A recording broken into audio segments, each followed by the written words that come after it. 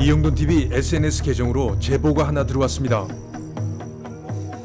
7살 딸아이가 다니던 어린이집이 갑자기 문을 닫게 돼 난감하다는 내용. 여기저기 제보를 했는데 아무도 자신들의 얘기에 귀를 기울여 주지 않아 답답하다고 하소연했습니다.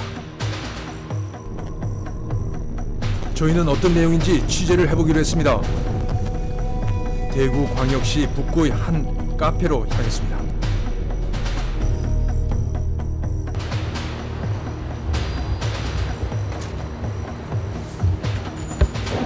카페에는 당시 어린이집에 자녀를 맡겼던 학부모들 중 일부가 모여 있었습니다. 그럼 우선 그 상황이 어떻게 된 건지 이야기를 좀 해주실래요? 오늘 아침에 분명히 어린이집을 잘 갔는데 아무 탈 없이 오늘까지만 하고 폐원을 합니다. 이렇게 전화가 왔어요.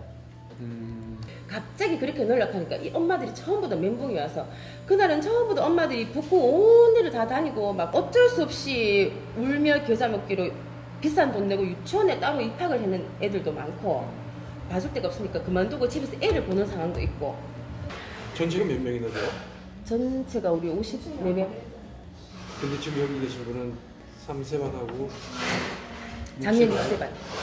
어린이집은 어떤 상태예요?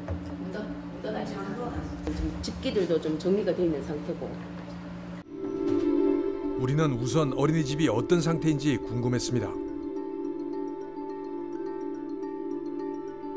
외형상으로는 번듯해 보이는 어린이집.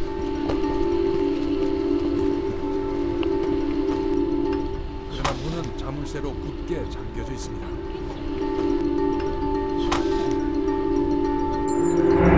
안에는 이삿짐 박스가 보이고 여기저기 집기들이 오스나게 흩어져 있습니다.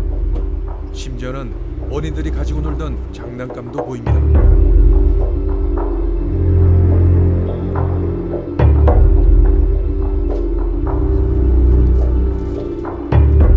부모들의 마음은 아이들이 놀던 자리에서 쉽게 떠나지 못합니다.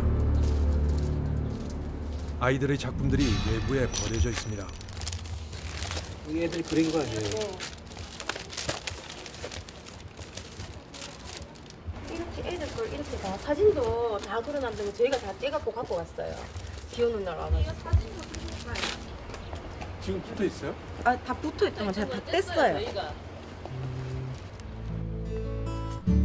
빛바랜 사진 속에 아이들이 환하게 웃고 있습니다. 이 붙여놓은 상태로 그냥 네, 여기 나간 거예요? 이렇게 붙어져 있어요. 저기 또 그림하고도 또 있어요.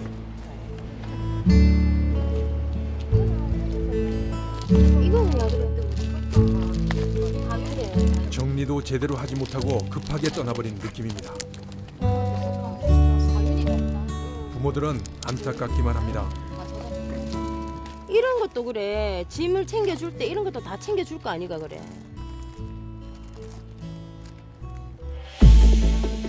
영유아 보육법에는 폐원할 경우 다른 어린이집으로 옮길 수 있도록 영유아의 권익을 보호하기 위한 조치를 취해야 한다고 되어 있습니다.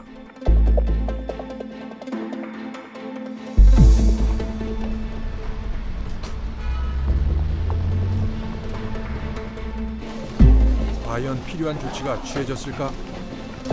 대구 북구청 담당자를 만났습니다. 어린이집 처분하고 이런 것들이 그 상식선에서 이해하기 되게 힘든 부분들이 있더라고요. 당연히 뭐 피해자들은 기존에 다니던 그 학부모님하고 특히는 이제 어린애들일 것 같은데. 보통은 한 달 정도 여유를 그쵸. 주죠. 저도 그걸 상식적으로 그럴 것 같아요. 그거는 그러니까 법에 저희가 정해진 건 바로 신고를 없어요. 못 받는데. 접수가 들어오고 저희한테 2개월간 이제 처리 기한 2개월이거든요. 그 사이에 아이들이 이제 조치가 다 되는 걸 확인하고 저희가. 근데 지금 그렇게 따지면 정상적인 게 아니죠. 국공립 같으면 저희가 주관해서 하니까 문제가 없는데 이 민간 어린이집들은 국공립은 어떻게 해요? 표현하는 거예요? 국공립은 저희가 다 만약에 폐원을 하고 어린이가 없어서 하게 되면 저는 좋지. 폐원 계획은 똑같지만은 사전에 알리고 미리 준비를 다 하겠죠. 뭐 이것도 여기도 똑같이 그렇게 하면 그렇게 되잖아요. 해야 되죠. 해야 되는데 결정권자가 국가가 아니고 원장님이 결정해요. 폐원 결정하는 날 내가 폐원하고 싶다. 그것이 문제인 거예요. 사립 유치원도 국공립같이 폐원 통지 후 어린이들이 다른 곳으로 옮기는데 최소한 한 달 이상의 시간을 주도록 법이 보완되어야 할 것으로 보입니다. 전원 조치 이런 거는 누가 하는 거예요? 원장이 어디 데리고 있는 50명 학생들을 어린이들을 어디 어디다 한다라고 지자체하고 원장님하고 이렇게 협의해가지고 해주게 돼요. 학부모는 실제로 학부모들이 다 한 것 같은데 지금 이런 경우가 이 지역 이좀 대구 북구 지역에 흔해요? 아니면 아니요, 처음? 처음이에요. 그리고 우리도 당황했어요. 근데 통상은 이렇게 저 회원하시는 분은 없습니다. 그런데 우리는 폐원 통지 한 달 전에 이미 해당 어린이집 건물이 부동산 매물로 올라온 걸 확인했습니다. 신산동 어린이집 매매로 검색을 하시면 요것도 맞고요. 1월 10일 날, 그다음에 1월 24일 날도 맞고요. 부동산 웹사이트에 어린이집 건물 외부와 내부를 찍은 사진들이 버젓이 올라와 있습니다. 이때는 어린이집이 정상적으로 운영되고 있을 때입니다. 제가 전화 한번 해볼게요.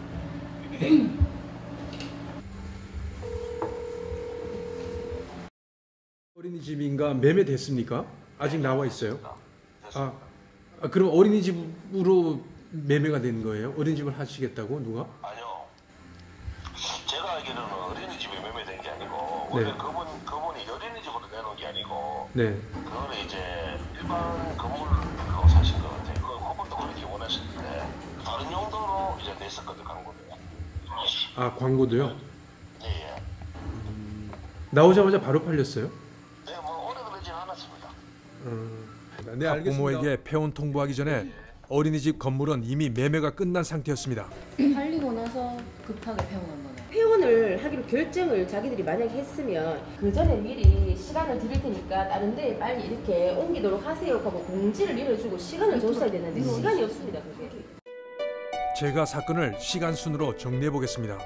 1월 초에 어린이집 건물이 부동산에 매매 공고가 됐고 하순에 재차 공고된 후 2월 초에 매매가 끝났습니다.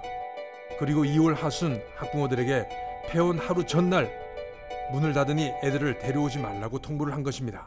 다른 데를 보내고 그런 것 때문에도 한참 막 되게 막 우왕좌왕하는 상황이었는데 이 과정에서 쭉쭉쭉쭉 보니까 선생님들하고의 어떤 그 뭐 문제가 있어서라기보다도 그 밑에 반 동생들한테 아동 학대가 있었다는 정황이 자꾸 드러나더라고요. 그래서 이거를 갖다가 원장도 알면서 은폐를 시키려고 빨리 폐원을 했다라고밖에 이게 결론이 안 나는 거예요. 아동학대는 어떻게 하셨어요? 제가 딱 1월 초에 CCTV 열람을 하고 싶다고 그 어린이집에 그 담임 두 분하고 원장쌤한테 요청을 했어요. 왜 그러셨어요? 아기가 원래 좀 밝아요. 성격이 되게 밝고 좀 순한 편이었는데 갑자기 한 달 정도 전부터 계속 막 소리도 많이 지르고 떼쓰고 구르고 이렇게 울기 시작하면은 막 3시간씩 4시간씩 울음을 못 그치고 막 그러는 거예요.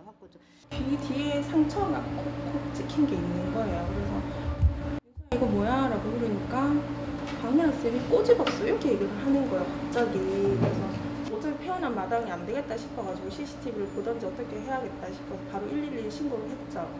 그 과정에서 이제 저희 뿐만 아니라 다른 애들까지 이제 학대할 걸 다짐을 한 거죠. 다른 분은 어떤?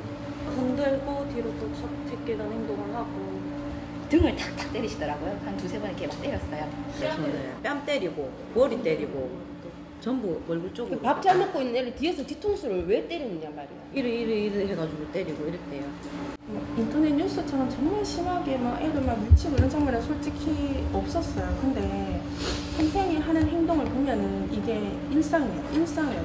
이게 그러니까 저희는 2달치밖에 본 게 없지만 윤서는 1년을 그 선생님과 같이 생활을 했는데 선생님 하는 행동을 보니까 애들 다 뭐 아무렇지도 않게 행동하고 이게 정말 일상처럼 그렇게 되더라고요. 애들. 저희가 만난 학부모들 11명 중 8명이 자녀가 학대를 당했다고 주장합니다. 이 사건은 이미 신고가 돼서 대구 북부경찰서에서 조사 중입니다.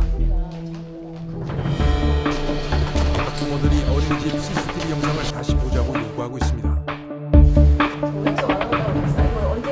지금 바로 볼 수 없어요. 이렇게 한꺼번에 오시면 안 되고요. 혹시 이렇게 오셔가지고 네. 갑자기 연락을 오시면 어느 정도 진행되셨어요? 거의 마무리가 안 되죠. 네, 왜냐면 제가 영상 다 보고 난 다음에 어머니한테 보여드리거든요. 네. 아시다시피 물어보셔도 제가 답변해드릴 게 없어서 답변 못하게 되기 때문에. 알겠습니다.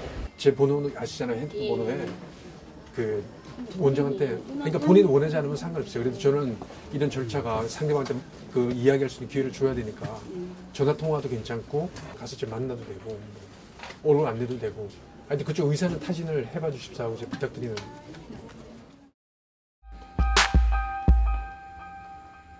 그러나 원장으로부터 연락은 없었습니다.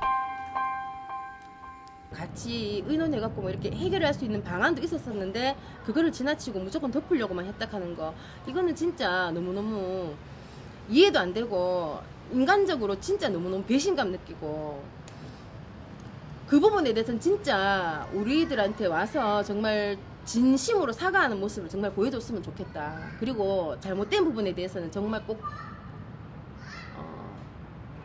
죄값을 받았으면 좋겠다는 생각입니다.